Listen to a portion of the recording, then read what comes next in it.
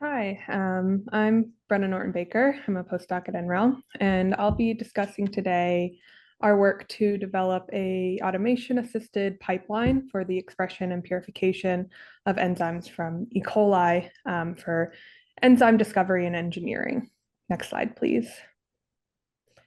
So our efforts for producing and screening enzymes for important factors such as their stability and activity are aimed towards two final goals. One is optimizing enzyme activity for operating in vitro for industrial cell-free reactions. We also look at enzymes in their role within the metabolic pathways that we've discussed a lot today towards fuels and biochemicals for enhancing bioproduction. Next. As we were setting up this platform for the expression and the purification, we had several goals in mind. One was to use automation to reduce human labor and error. Second was in order to integrate with the liquid handling robots for automation, we scaled the process down to work in well plates at low volumes. Also, all of us who work in this biological space are well aware that we use a lot of single-use plastic. So we wanted to aim to design these experiments so that we were able to reduce the amount of plastic and waste produced. And finally, most importantly, we were aiming for high purity and high yields for our target enzymes. Next. For our automation, we used a lower cost liquid handling robot that's available from a company called Opentrons. It's called the Opentrons 2.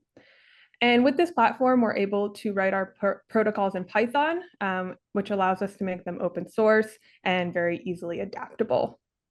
Next. So the process starts with the production of a plasmid library of our target sequences.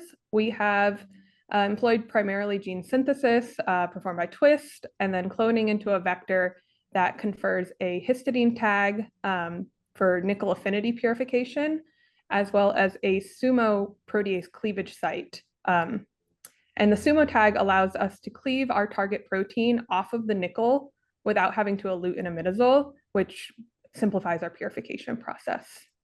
Next slide, please. First, we transform our plasmid library into chemically competent E. coli, and then use those transformants to inoculate our expression media. We typically use 2 mil autoinduction media, as we found this provides much better aeration and better yields for a lot of the downstream analyses. Next slide. After growth, we harvest the cells and lyse with a detergent-based lysis. And then we use nickel-charged magnetic beads to bind our constructs. After the target proteins have bound, we perform a wash step. This is the most pipetting intensive step of the process and what's most benefited by automation. But all of the steps that I've described previously can be done in an automated manner on the robot. And so after we've bound them, we wash them to remove all of the non-target proteins and cell debris. Next slide.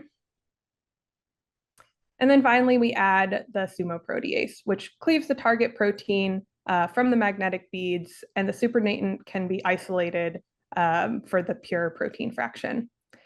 We typically then quantify the amount of protein present using a colorimetric assay, and then use the robot to dilute each well to normalize the concentrations. Next.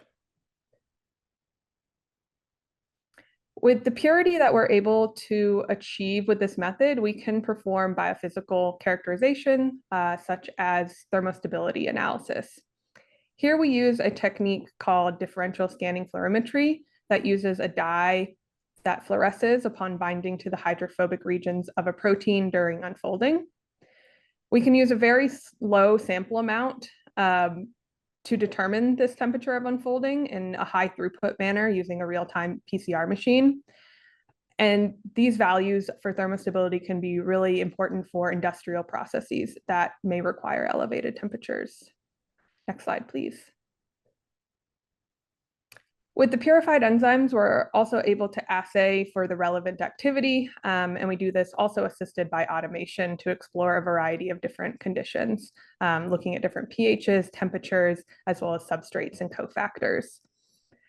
As the enzymes are purified and their concentrations are normalized, we can perform these assays in a concentration normalized manner, which allows us to get accurate comparisons between the activities of different enzymes. And we typically analyze these with a mixture of spectrometry or spectrophotometry or chromatography. Next slide, please. So far, using this platform, we've screened about 1,500 enzymes for a variety of different target activities. These enzymes were derived both from natural sequences, from genomic databases, as well as being computationally designed variants. From these 1,500 sequences, we were able to express and purify 64% with yields as high as 500 micrograms in a single well.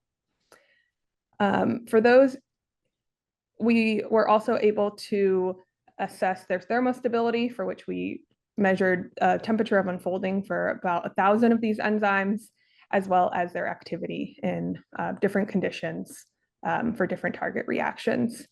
And so for those interested in more details, we do have a recent paper out in Scientific Reports that describes this process. And this is my last slide, and thanks so much for listening.